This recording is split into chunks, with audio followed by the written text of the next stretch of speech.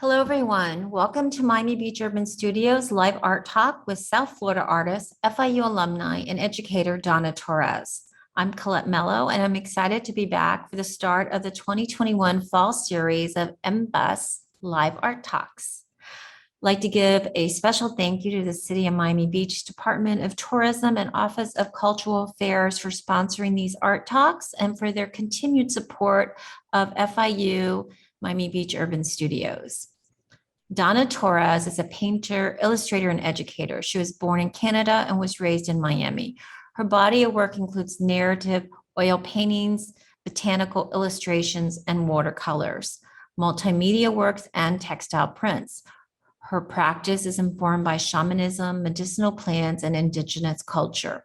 Donna has traveled the world where she's conducted research, workshops, and lectures on these various topics. Several of her paintings and illustrations have been featured in books and used as cover art for them, such as The Nature of Drugs and Plants of the Gods. Most recently in 2020, Donna was part of a group exhibition at the Museo Chileno de Arte titled Women Echoes of the Past and Voices of Today. She is currently part of a group exhibition at the Keys History and Discovery Center in Amarita, which just opened on Friday. And she is preparing for a solo exhibition in Santiago, Chile, titled Pathways and Connections that will open in 2022. It will feature illustrations, paintings, and textile works.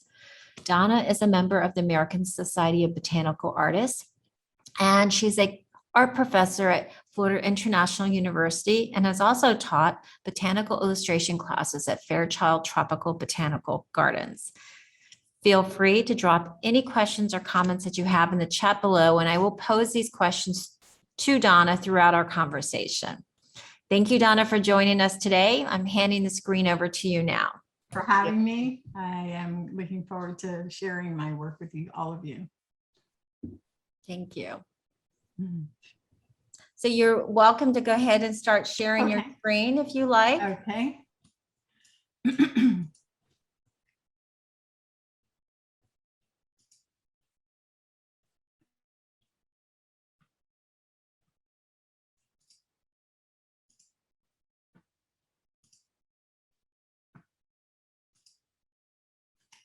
Oh, if you want to just share with us where you are right now. Okay. Right now? Okay. I'm in my drawing room, also known as my sewing room, also known as painting storage area. Okay. Works multi-purpose room. Show, yeah. And so forth.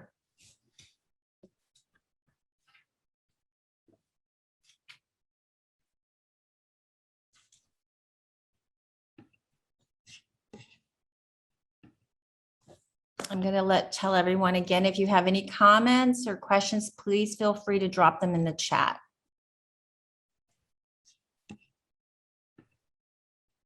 And you can start whenever you like, Donna. Okay.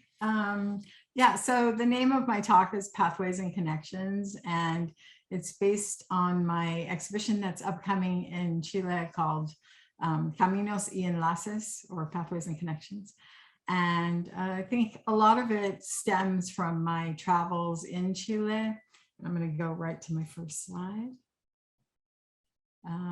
So I've spent a lot of time in this area called San Pedro de Atacama. It's that little red dot, and here I'll show you a little closer.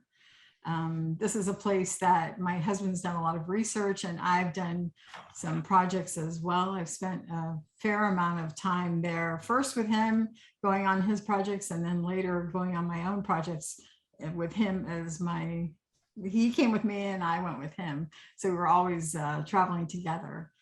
And this is the place, San Pedro de Atacama, Chile. It's one of the driest deserts in the world. And my husband works in archaeology, and he's a pre-Columbian art historian, and he studies the artifacts that were used by shamans thousands of years ago. And San Pedro de Atacama, Chile, being that it's super dry, means that the objects that are being taken out of the ground are really, all of the archaeological material is quite intact. And so they're able to study it and know what things were used for, what they did, what did the people do there, all those kinds of interesting things. So going there kind of informed a lot of my work. This is one of the pieces that I did after going there. So in this multimedia drawing, on the right hand side, you see the little fist hand. That's a snuff tray, and so that would have contained, it's an actual archaeological piece that would have contained the snuffing powders that the shamans in this area were using. So this is part of a museum collection. They have a small museum in San Pedro de Atacama. On the left, there's another one of these snuff trays that left towards the bottom, the big thing that you see there. And I usually include a lot of like what the plant is, some of the history of the plant. On the upper left, there's a poem that was written about the plant. So it just forms kind of like the background of the space of the painting. And I've also done a lot of botanical drawing. And so this was the plant that they were actually using down there. And they're all done, most of these watercolors are done on 16 by 12 inch paper, which is sort of the kind of the traditional size for these watercolor illustrations. And it's about the size of a herbarium sheet. And while I was down there, we met with many of the local people, and they were trying to record the plants and their uses in their area, because this little town was undergoing a lot of change. When we first got there in the 80s, there was only like 2 hours of electricity a night, and then through time they started getting, electricity, internet, just about everything. So the native people from this area wanted to record the plants that, let's say, their grandmother had told them this is good for a cold, or this is good for sore throat, etc. And they wanted to make a book and have all those images. And so I made a little project, and I went down there and I taught them how to do that. But here's we went plant collecting, and here's the table with all the plants. All of these things are then going to feed into the work that I do. So I have all these different experiences, and then they all kind of just come back and go into what I'm working on. The woman in black was a healer from this area. She was a bone setter. And so all the plants that we collected are labeled so that with the native names. And then I taught them how to do straight up botanical illustration. Here's my goddaughter actually painting one of those. So after I had this experience, I came back to my studio, and here's more of that, the plants on the table, and I made this painting. So the table in the back kind of refers to all those different plants that were being used by the native people.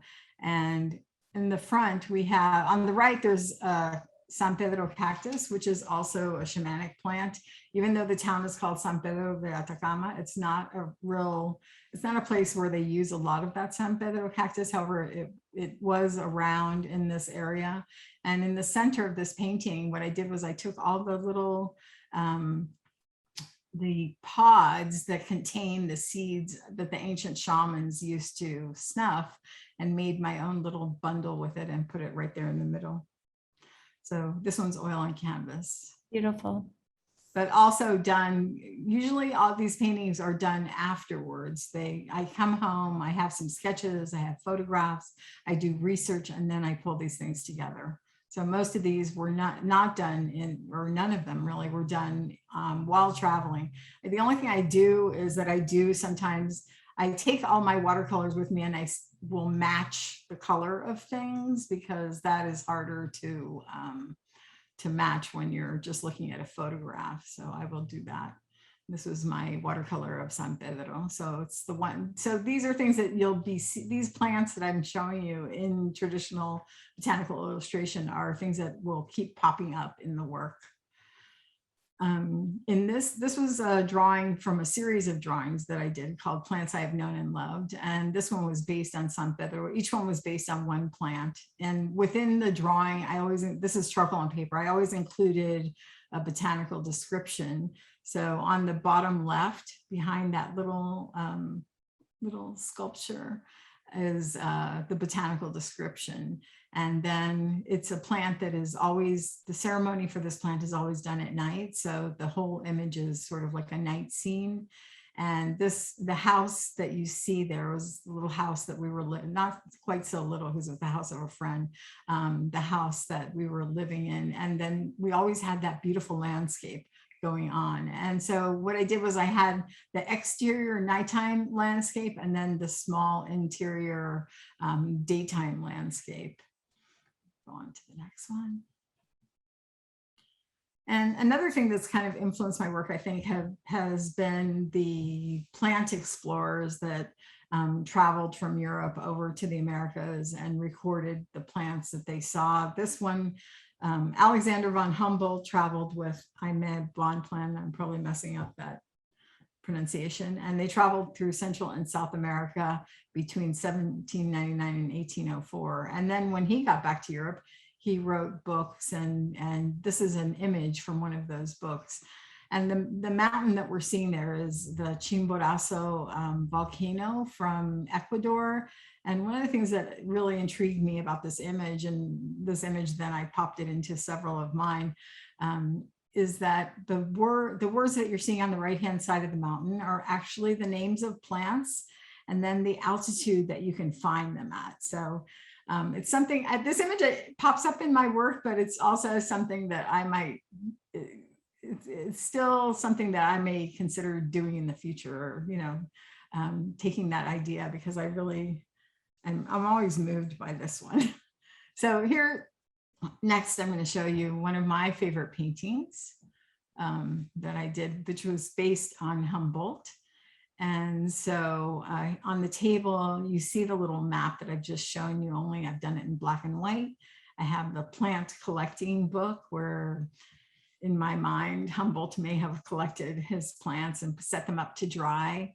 I investigated, I tried to find out about how, when these people were traveling, how did they carry the plants over? What kind of trunks did they use? I found this trunk in an old painting from that time. So I made my version of it within my painting. And on the back wall, you can see there's a map which kind of documents the travels of Humboldt and Bonpland through northern South America.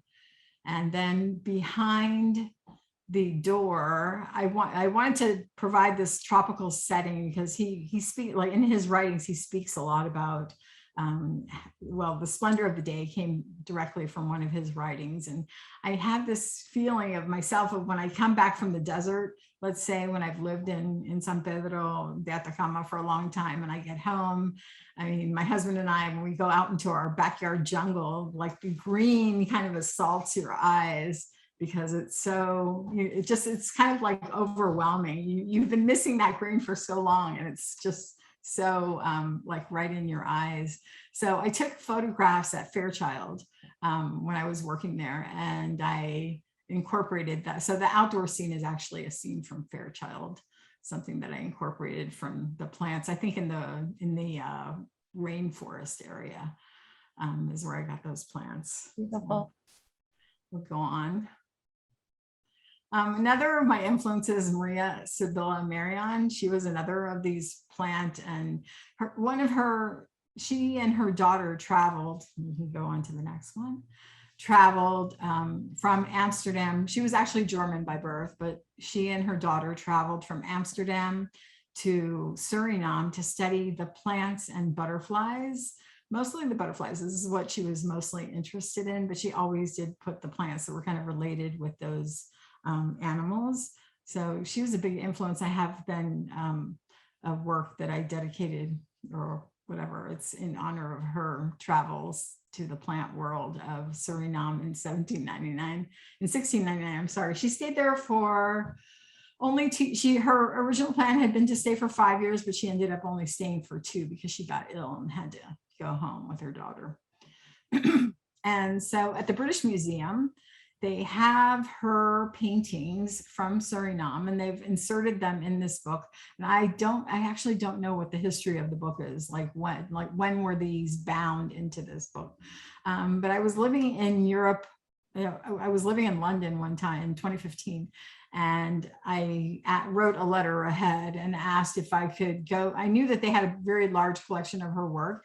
So I asked if I could go, and I wanted to actually see these works like in person. And so this book, which are this book from the Suriname trip, is actually inside of a vitrine. And so only once a month do they actually come in and change the page for you to see, what's going, another page in the book. However, they did give me access to like behind the scenes, and I was able to see the European paintings. I'm going to get to those European paintings. This is one of her paintings from the Suriname book of cacao. So this is the chocolate tree, and I'm going to use that chocolate as part of my homage to Maria Sevilla. So, and here's another one, the Suriname cherries, and I will also use that as part of my painting.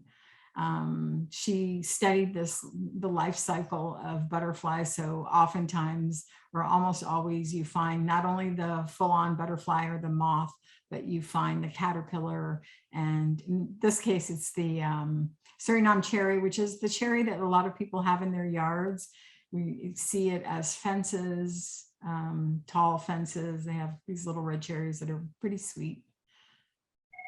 And then the European ones were the ones I did gain access to. So this is my photo inside, like in the back rooms of the British Museum.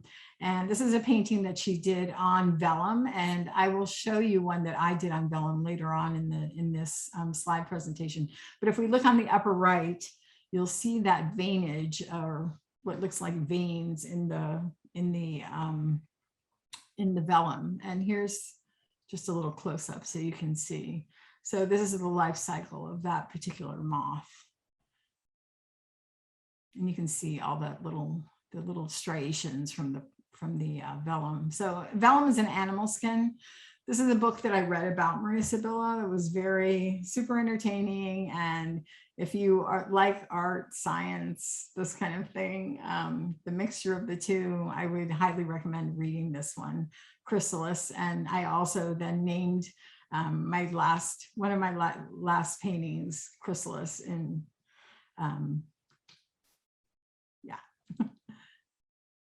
So this is the painting I made for her, or in her honor, let's say. And so if we look out the window, we see the cacao pod, and I'm actually growing cacao or chocolate here in my yard. So I was able to get the cacao and do it from life and see it in front of me and paint it. And then the curtains are composed of this, the Suriname cherries and the European cherries. She had paintings of both. And since we have so many Suriname cherries here in our South Florida environment, I thought it'd be nice to kind of combine those two. So we have the Suriname cherries and the regular cherries in this curtain. This is, she also was since she was young, since she was like 13, she was really interested in this life cycle of metamorphosis, of how caterpillars became moths. So that's the silkworm moth that we have pinned down on the little board. I also investigated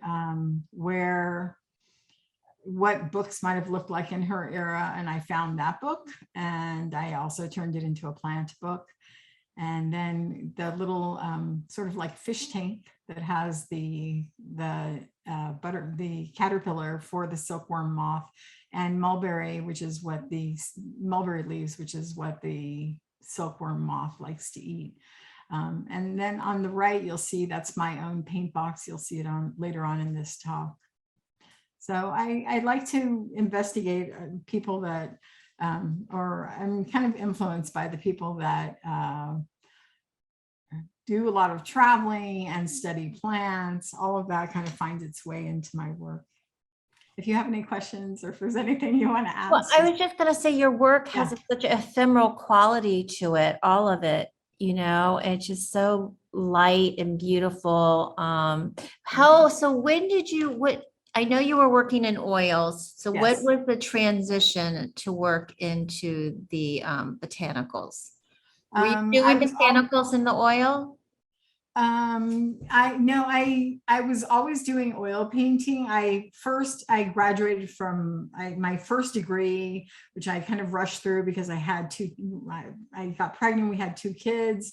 So I kind of rushed through my first BA. And then as I was home taking care of the kids, because my husband he was getting his PhD. So I decided, well, I didn't find, and I always wanted to be an artist. So there was hands down, I knew that that's the path I was going to take. So I thought, well, let me go take a painting class. And when I took this painting class at the university, I had graduated from the University of New Mexico, where we had gone so that my husband could do graduate studies and I could finish up my bachelor's degree. And then I took this painting class with the painting teacher there, John Wenger, and it just dawned on me, like the sky opened. Okay, this is exactly, because I had taken all kinds of different kinds of art classes, but I knew once I took that class, I knew painting was exactly what I felt comfortable, what I wanted to do. So I was headed definitely towards painting. So I was creating these, and then I was interested in the shamanic plants, which is what Manny was studying and so forth. So my paintings were already about plants. And then I decided that because I was really in my paintings talking about specific plants, it would probably be pretty cool if people could recognize them. If you knew what a tobacco plant was, I would want you to say, oh, look, she's got a tobacco plant in there, or whatever it was. So I decided I would study botanical illustration. And then later that just became a whole thing unto itself. So really my practice is totally divided between oil painting, the watercolors I still continue to do in that kind of traditional botanical illustration style.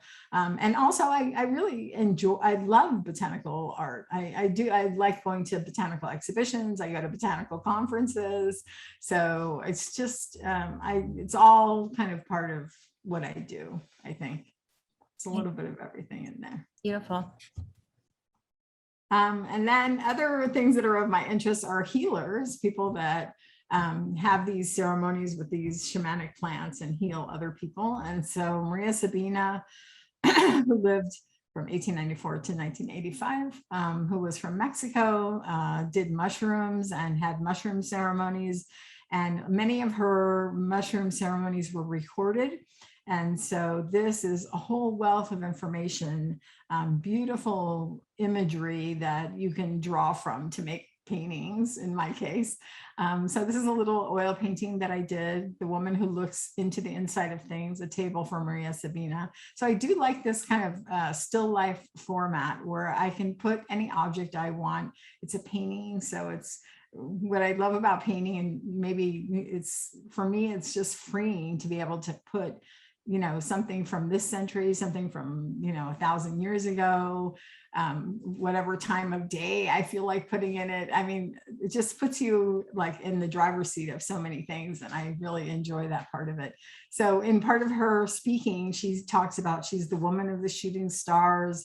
She's the clock woman, all kinds of beautiful imagery that comes up. So I kind of included some of that in this painting. And then, of course, in my own kind of research, I found out about a hummingbird that she could have possibly seen in the area that she lived.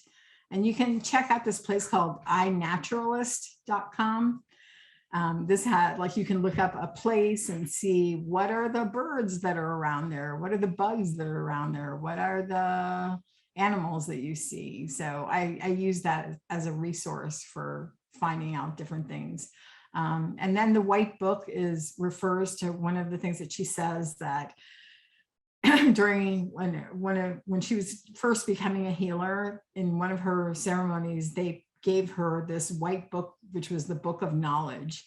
So in the painting, it's not too visible, but the book is a little illuminated. So if you look around the book, everything is just slightly lighter, like just emanating some light around it. So everything and all my paintings, everything has a meaning. Everything is not put there, usually not put there randomly. So I also write for each painting I do, I write a complete description, because I'm worried that in the future I'll forget myself. Well, why did I put that there? What kind of bird was it, or whatever? So I try, like, at the completion of a painting, I'll sit down and write a description of it so that I know for my own self, really, for the future. And then to go with my female healer,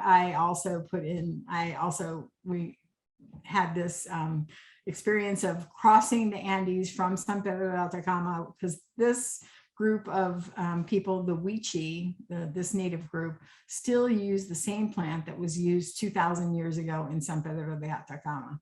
So we formed a whole, a multi,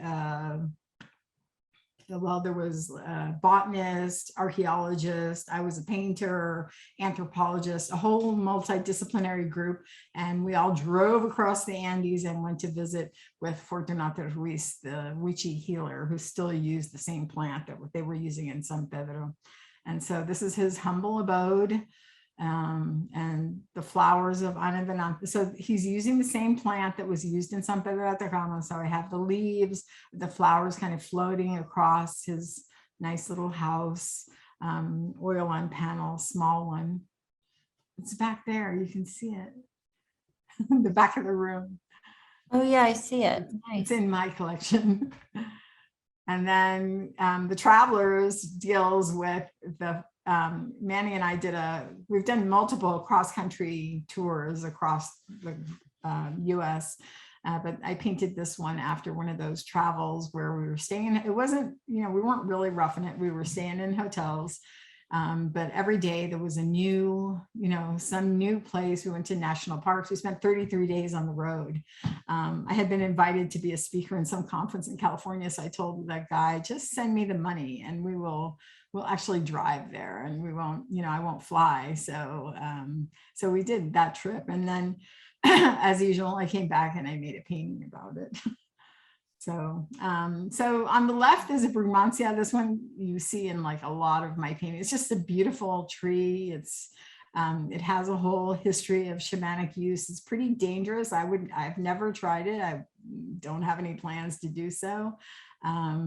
But it is a beautiful tree. And so I just took this tree and I put on it all the different Brugmansias, all the different varieties of Brugmansias that I think are beautiful. And then all the rocks that you see are actually rocks that I either have collected or people have given to me. So again, everything in the painting usually has meaning, at least meaning to me. So. And this is just a little detail, just so you can see in there. And this is one of the places that I had the most fun in painting, painting that road that was like going through the wall. So I decided I would put in real plants and imaginary plants. So some of the plants just don't even exist. And then botanical illustration, another big part of my practice. And these are just some of the myriad demos that I did for my students. And some of them were done. Sometimes I would do them at home and then do one in class, and then all kind of different ways. So we had a lot of different, I taught for so many years. So I had many of these little charts, and I would write then kind of like step 1, step 2, step 3. And this is part of doing this botanical illustration, is really being keen on color matching, and also, of course, drawing things accurately. So I would sometimes make notes to myself, okay, make sure to use this cadmium yellow light or whatever it is. I would just write down exactly what color I needed to do, and just notes to myself for my demonstration in class.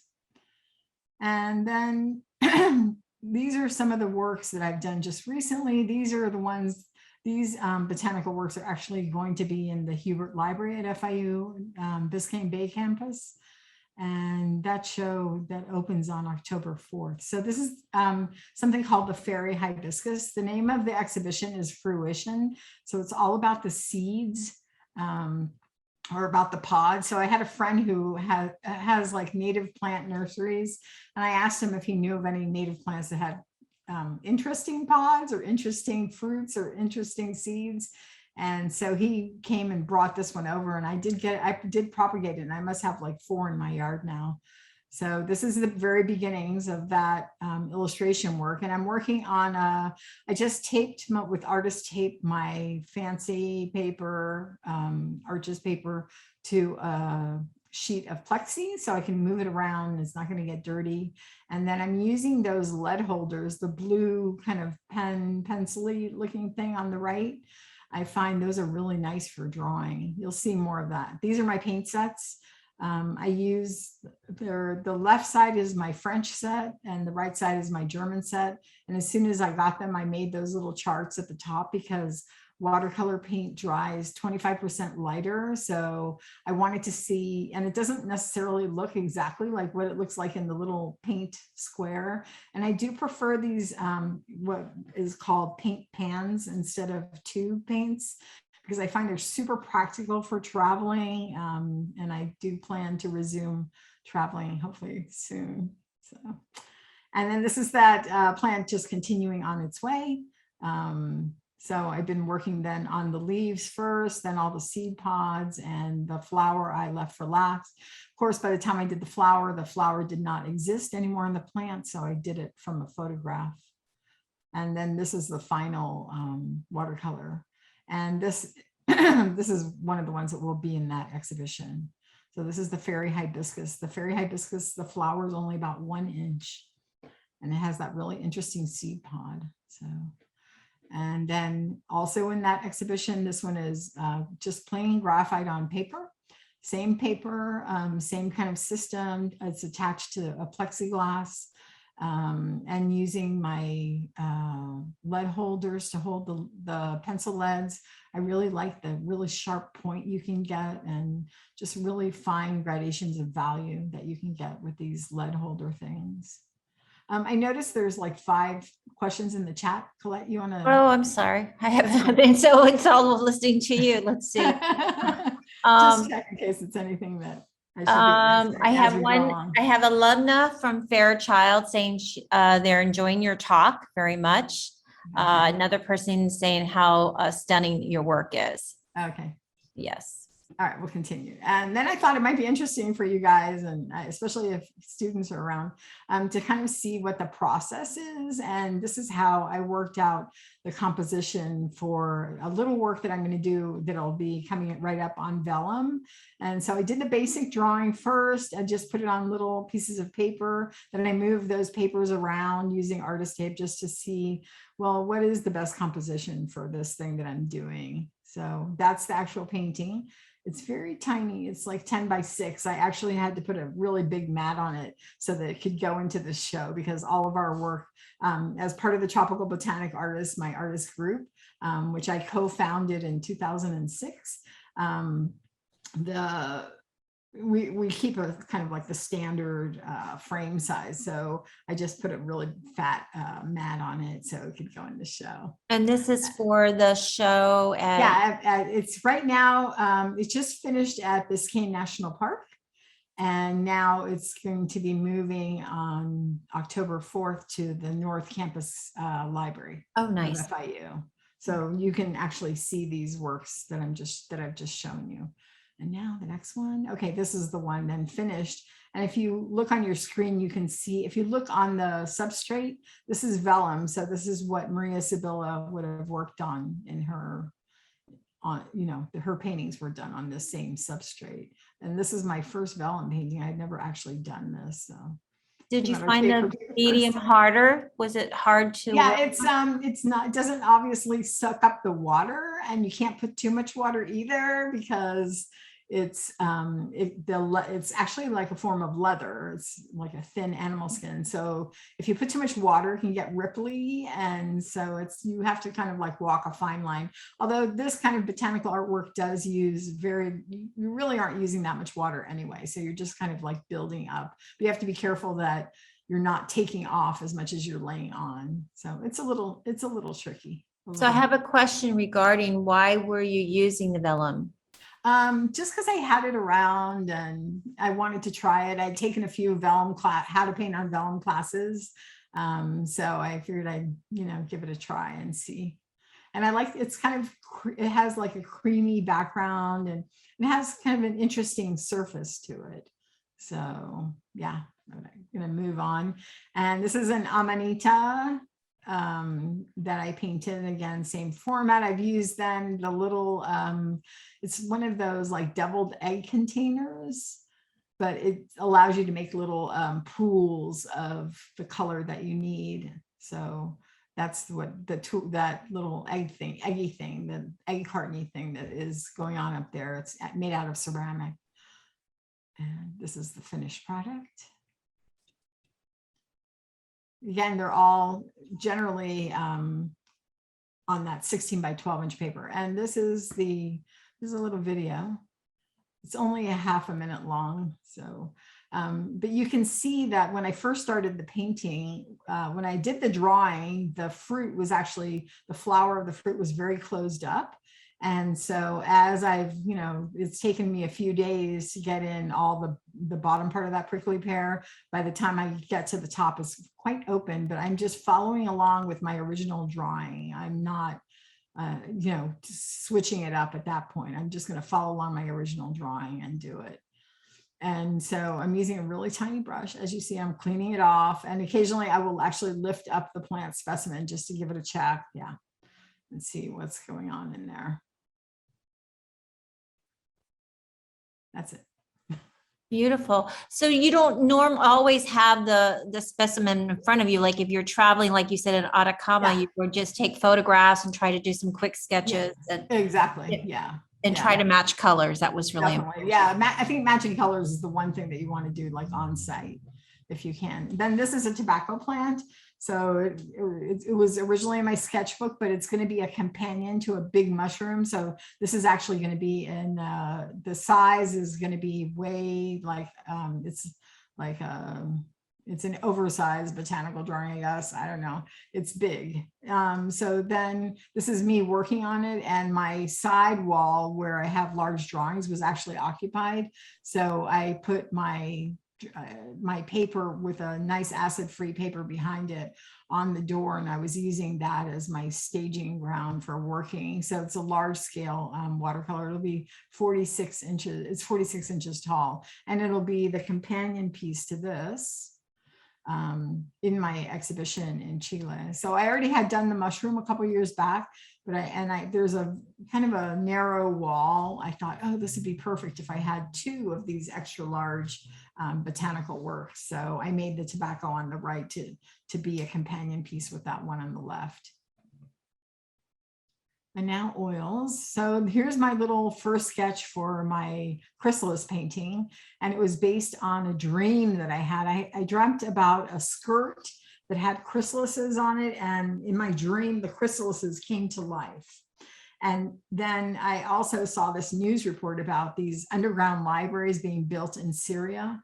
And I thought that's like a really kind of an interesting thing. And I thought this combination of chrysalises meaning transformation, and books also can transform you. I thought that those two things would kind of work really nicely together. And so on the upper part is, so this is my original sketch, like right out of my sketchbook.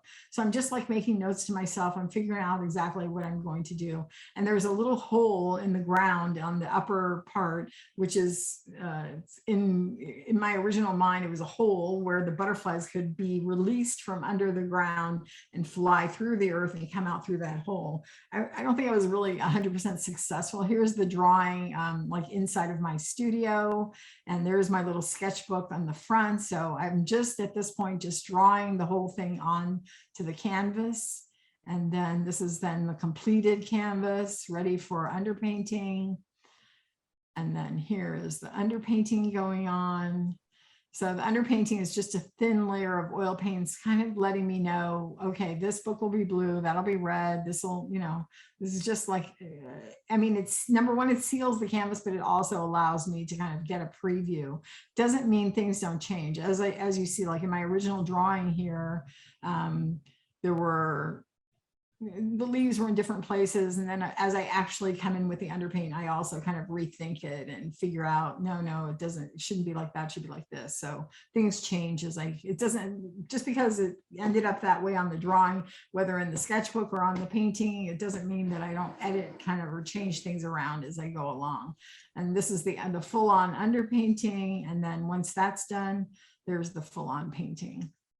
And all of these are, well, all of this last part these are all new things I've done post-pandemic, I guess you could say.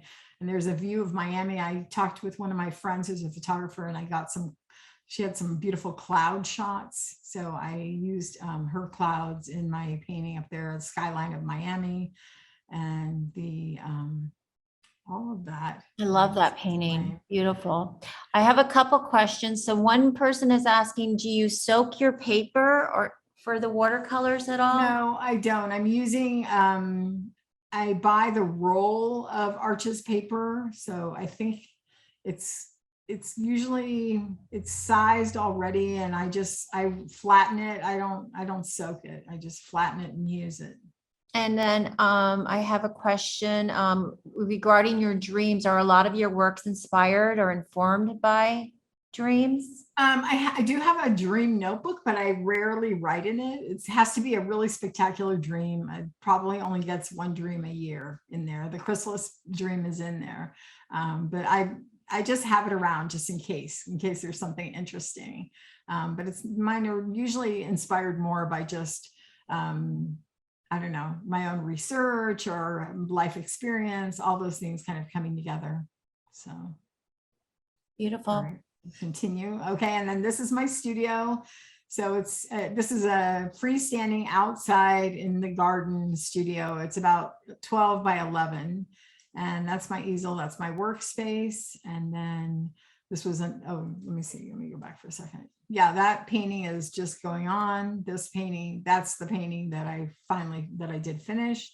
And this is this mix between, sort of a mix between Miami and San Pedro de Atacama. I have rock art, I have fish in the sky, you know, Miami plants kind of interacting with this desert landscape.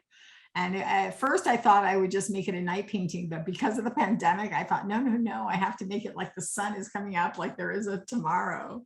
So that's why everything has like a little bit of that yellow halo, because the sun, the sun is coming There's up. hope. There's hope for us. Yeah. I'm just throwing that out there.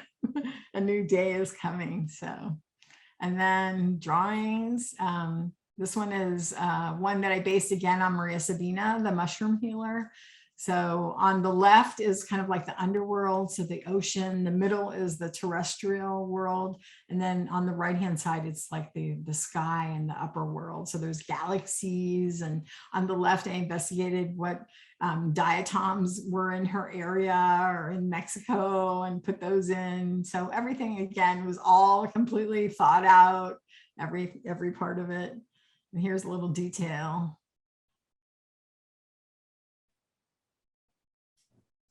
And I see thread in there. And yeah, there's always thread. Yeah, it seems like in every painting or every drawing, there's always some kind of relationship with, she did sewing, she did embroidery, but it always seems to be like I think it's a recurring theme in things that I paint and draw. And so here's Manny observing and giving his possibly okay to whatever I'm working on. I'm sure it's this would be like, it's on the wall, and there's my little table.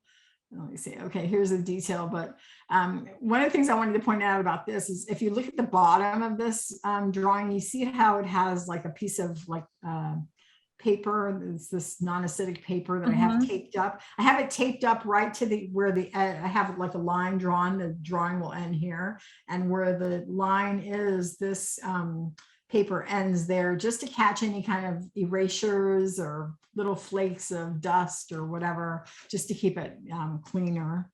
So, and then it'll be removed. Here's my little table. So again, using all those, I love those lead holders are my favorite, but of course I have other pencils around and things like that. I have the spoon there in case I erase too much and I want to burnish it just a little bit. I use the back of the spoon to kind of just burnish it out just a little. I have a couple comments done. I have someone mentioned they saw pre-Columbian pictographs. Oh yeah. Yes, that's true. And then and one person is asking, why is sewing a reoccurring element in your work? Well, I mean, I learned how to sew at a young age. When I was real little, I thought maybe I would be I don't know if a fashion designer, or I loved fabrics right from the start. And, and now I'm doing fabrics out of my own drawings. And my mother-in-law was a seamstress. There always seemed to be sewing around. There was always this idea of sewing. And then I also, this one is about San Pedro, again, back to Atacama. So this is a series of 3 drawings, 3 of the same large scale drawings. And I also taught botanical illustration to a group of people that were doing natural dyeing. So we did, we drew the plants, and then we used those plants to make the brew for dyeing the plants and so forth. So it just happens that they just come in and just appear in there all the time. I don't know. So in this one, we have like some of the local flora, the whole shamanic thing going on in the sky, the snuff tray, the flying snuff tray, which has like a bird on it. There's, again, rock art kind of appears all over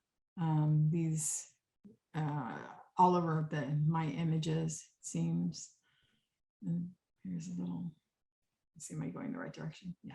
And this is just so you can get a view of what it actually looks like when it's getting done. So I have a big border on the sides so I can put in that whatever paint just to cover it up, to pull it tight across. Sometimes like the humidity would get to it, and Manny and I would have to like pull it out and retape. So there's a lot of that sometimes that's going on. But you can see when I was working here, I couldn't do the tobacco painting, so I just moved it off to the side over there.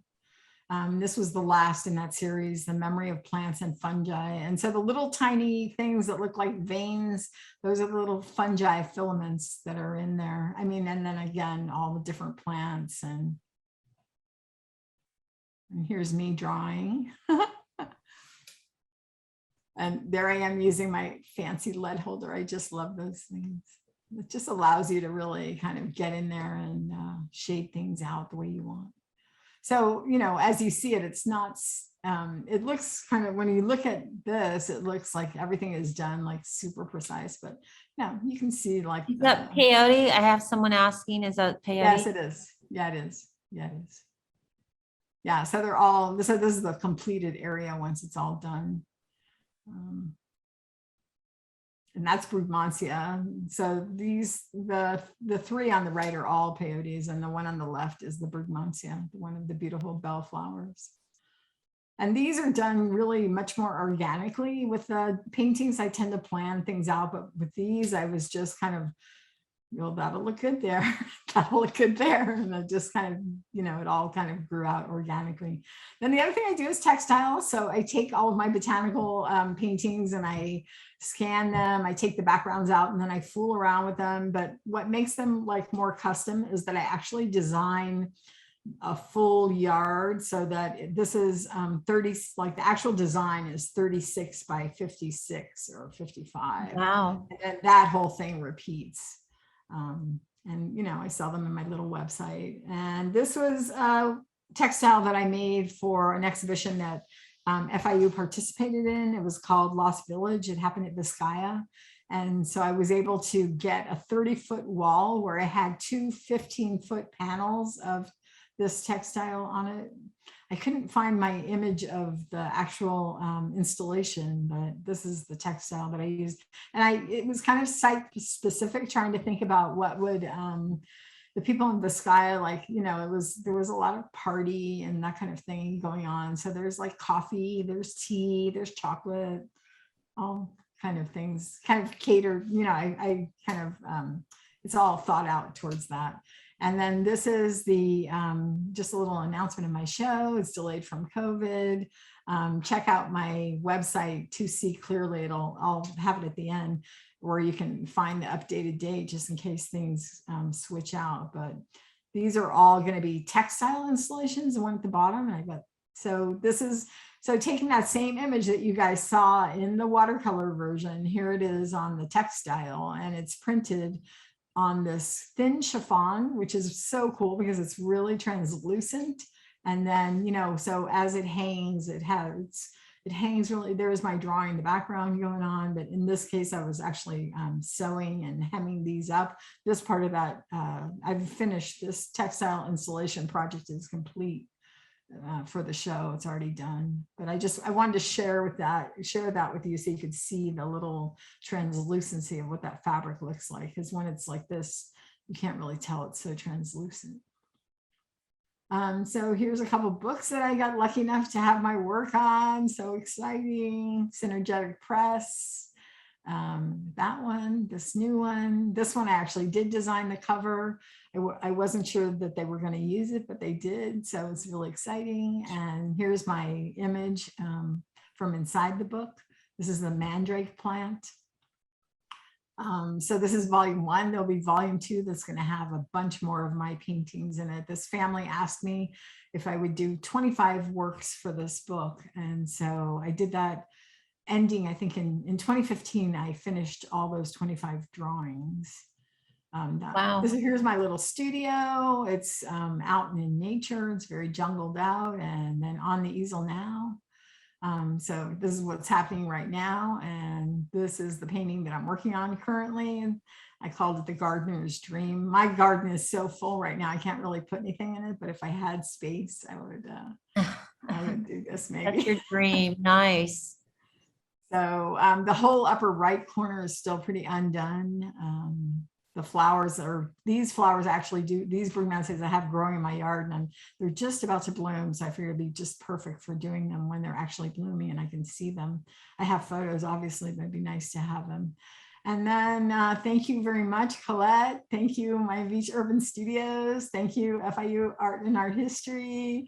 If you want to get a hold of me, I'm torresd@fiu.edu. And if you have a chance to be up in the North Campus Library, the show will be up from October 4th to November 21st. And my shop is donnatorres.com.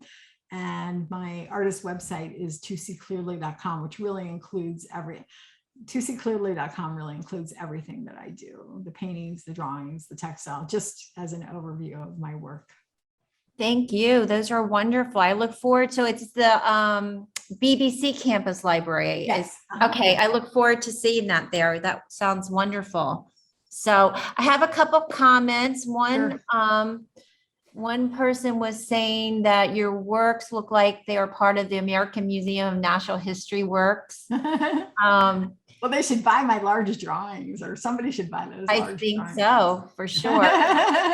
Another was interested, how do you show the chiffon work? How are you going to be? Yeah, I mean, ideally, if I had money, and I don't know if that museum has the money, I would put them on copper rods, because, you know, Chile is known for its copper. And I think it would be so pretty if they were like just hung from copper rods and hanging from the roof.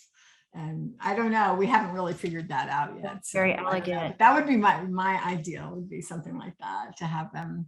It's all ready to go. It's all done, that part of the project. And so right now I'm finishing up that painting that I'm working on right now. And then I have one more long drawing. So sort of like the tobacco, which was a long, but it will be just a black and white drawing, because there's another long wall that I think would look really cool. And I want to do something like a tree of life with things underneath, and you know, it'll be that sounds fabulous. I wish I could see. Hopefully, maybe we'll travel here to Miami. Well, that would be nice. That would be great. Yeah, maybe we'll get a sneak peek here. I have a question. Everybody's just saying how much they love your artwork. Thank you. Beautiful, warm. Everybody loves it. And then I have one question here: does yours or anyone else's shamanic journeys appear in your work? No, because I feel like any kind of journey like that is very private, and I'm not, you know, a lot of people think of me as a visionary painter, and I kind of like, not really. I mean, yeah, but I mean, I'd rather just, I don't know. What I see is like my own private thing. So. Okay. I have a question. Where is your next trip? I know you travel, you're a nomad. Yes. And you travel the world.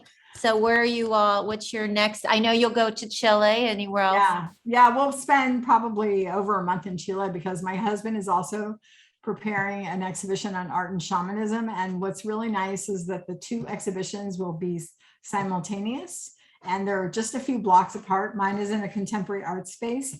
His is in the Pre-Columbian Art Museum. And so you could feasibly walk, in 5 minutes from one institution to the other. So it should be fabulous if it all, happens. Wonderful. I hope so. That sounds like a fantastic experience for both of you. And hopefully we will hear and see you both soon. I did run into you and Manny at Peggy Nolan's opening. And it was nice to see everyone there. So thank you so much. Everything was just really wonderful. Thank you for being our inaugural talk. I'm going to see if I can unmute everyone so they can say hi to you. Let's see, or give you a round of applause, virtual applause. So let's see, is anybody, I think I unmuted them, maybe not. So, but again. Okay. Yes. Hi, Donna. Thank you. Thank you, Donna. It's Meg. Thank you, Donna. Thank you. Fabulous. Thank Fabulous. you, Donna. Thank you. That's great. Thank you so much. It was a pleasure getting to know you and learning more about your work, Donna. I look forward to hopefully seeing everyone face to face soon. And thank everyone for joining us.